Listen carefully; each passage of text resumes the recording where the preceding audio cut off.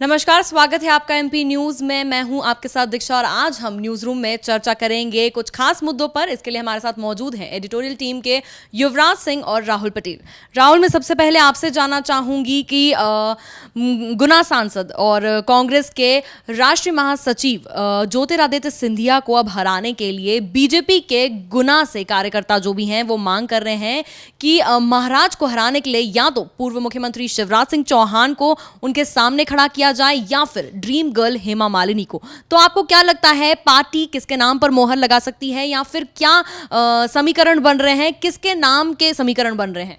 जी दीक्षा, जो आपने प्रश्न किया है कि ज्योतिरादित्य सिंधिया के खिलाफ भारतीय जनता पार्टी अब पूरी तरह से नई रणनीति के हिसाब से काम करना चाहती है, क्योंकि ज्योतिरादित्य सिंधिया का वो गढ़ माना जाता है और ऐसे में जो उनकी जो छवि रही है वहाँ पर पॉजिटिव रही है। लगातार भारतीय जनता पार्टी ज़रूर घेराबंदी करने की फिराक में नज़र आ रही है, लेकिन कुल मिलाकर अभी तक उनका जो किला है वो कहीं ना कहीं सेफ जोन में है। बात करें अगर शिवराज सिंह चौहान की या हेमा मालिनी की, तो मैं आपको बताना चाहूँगा इसी मीडिया की सुर्खियाँ हैं जो कई कई कार्यकर्ता इस तरह की बातें और बयान उठा देते हैं बैठकों में। बात करें अगर शिवराज सिंह चौहान की, तो जी हाँ बिल्कुल, वो एक ऐसा नाम है जो मध्य प्रदेश के किसी भी जगह से अगर चुनाव लड़े तो उनकी जो लोकप्रियता है वो है और कहीं ना कहीं उसका प्रतिशत जो है भारतीय जनता पार्टी को मिल सकता है। ये इस तरह की बात है। रही बात शिवराज सिंह चौहान की, तो वो पब्लिक लीडर हैं। लगातार जब 13 साल वो सीएम रहे तब भी उन्होंने जगह जगह से जनसंवाद किया है, तो ऐसे में उनके लिए पूरा मध्य प्रदेश एक संसदीय सीट है। तो मैं पहली बात बताना चाहूंगा कि शिवराज सिंह चौहान जरूर कहीं से भी लड़ सकते हैं। बात रही हेमा मालिनी की, तो जिस प्रकार का चार्मिंग चेहरा ज्योतिरादित्य सिंधिया का है, एक एक्टर की कहीं ना कहीं छवि उनमें दिखती है लोगों को, तो ऐसे में ड्रीम गर्ल हेमा मालिनी के भी कई दीवाने हैं। चाहे वो देश की बात करें, प्रदेश की बात करें या फिर छिंदवाड़ा में गढ़ सिंधिया के गढ़ गुना की बात करें, हर जगह उनके भी प्रशंसक मिल जाएंगे। तो ऐसे में भारतीय जनता पार्टी की रणनीति यह है कि किसी लोकप्रिय चेहरे को मैदान में उतारा जाए जिसमें एक तरह से भारतीय जनता पार्टी का वोटर प्लस प्रशंसक ये सब जुड़ जाते हैं, तो कहीं ना कहीं जीत का समीकरण बनता है। तो इन सभी जो समीकरणों को लेकर कहीं ना कहीं इस प्रकार की अटकलें आ रही है या मीडिया की सुर्खियों में खबर आ रही है कि कहीं ना कहीं ज्योतिरादित्य सिंधिया को घेरने के लिए या तो महाराज के खिलाफ शिवराज लड़ेंगे या फिर ड्रीम गर्ल हेमा मालिनी। बहरहाल अगर मैं मेरी बात करूं तो ये सिर्फ कयास है। इस पर कुल मिलाकर जब पूर्ण विराम लगेगा, जब भारतीय जनता पार्टी की लोकसभा उम्मीदवारों की लिस्ट जारी होगी। जी बिल्कुल। तो अब ये देखना होगा कि कार्यकर्ताओं की बढ़ती मांग को लेकर क्या ये नया फॉर्मूला बीजेपी के पक्ष में जाता है या नहीं।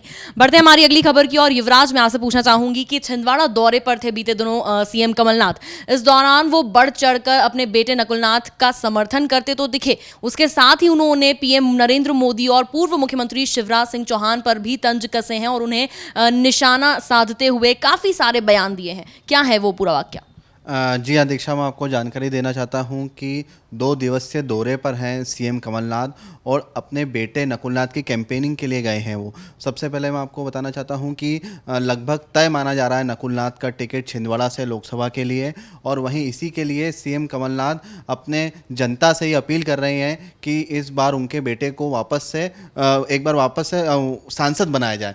और वहीं उन्होंने प्रधानमंत्री नरेंद्र मोदी को भी घेरने का भरसक प्रयास किया है। उन्होंने साफ तौर पर प्रधानमंत्री नरेंद्र मोदी पर तंज कसते हुए कहा है कि आखिर कब तक आएंगे अच्छे दिन, क्योंकि पिछली बार लोकसभा चुनाव में भी मोदी ने कहा था कि अच्छे दिन आएंगे।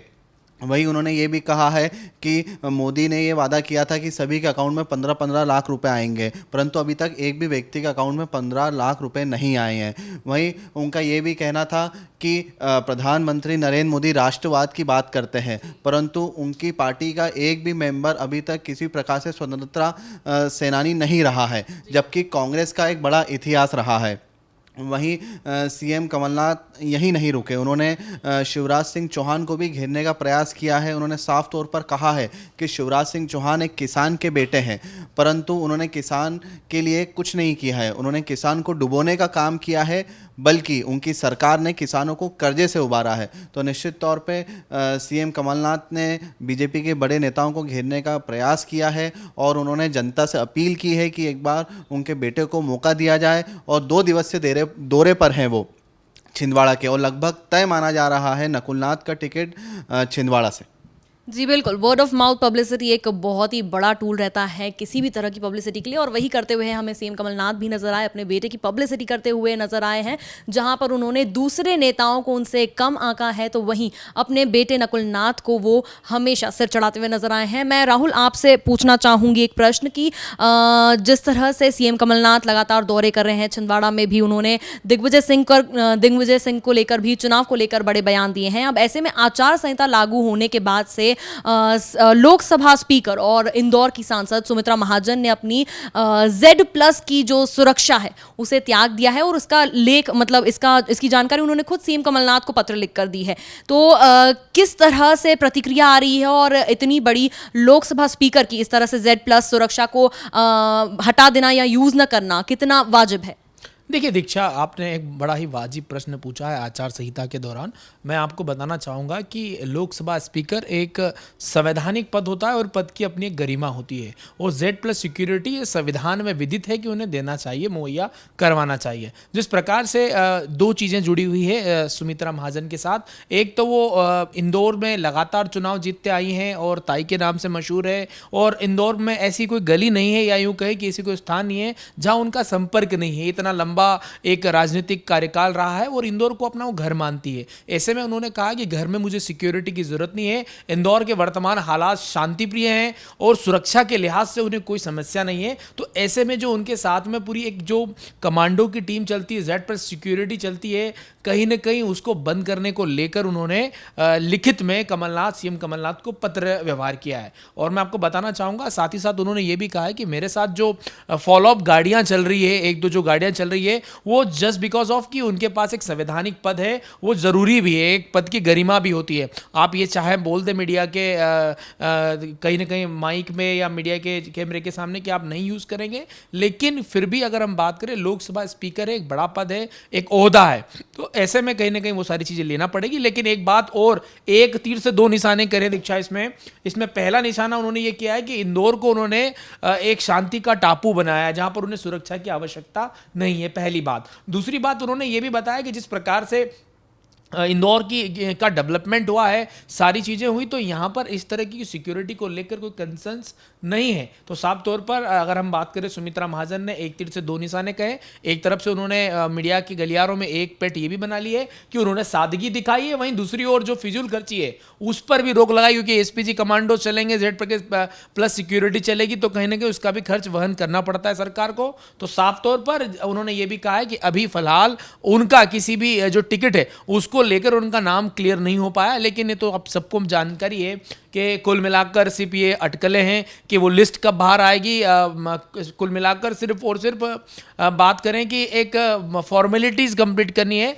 तय माना जा रहा है कि सुमित्रा महाजन एक बार फिर यानी 9वीं बार लोकसभा स्पीकर के लिए चुनाव लड़ते हुए नजर आएगी, सांसद के लिए चुनाव लड़ते हुए नजर आएगी। क्षमा चाहूँगा, लोकसभा स्पीकर उसके बाद वो बनती है या नहीं बनती है ये तो फिर उसके बाद ही तय होगा, लेकिन साफ तौर पर एक तीर से दो निशाने करे हैं सुमित्रा महाजन ने। जी बिल्कुल राहुल, आपने काफ़ी अच्छी जानकारी दी, जिस तरह से बताया कि सिर्फ फॉर्मेलिटीज़ करना बाकी हैं। कवायद पहले से ही शुरू की जा चुकी है कि ताई के नाम पर ही एक बार फिर से इंदौर लोकसभा सीट पर मोहर लगने वाली है। तो ये थे अब तक के कुछ बड़े मुद्दे जो हमने MP न्यूज़ के थ्रू आपके सामने पेश किए हैं। ताज़ा तरीन खबरों के लिए आप बने रहिए MP न्यूज़ के साथ। नमस्कार।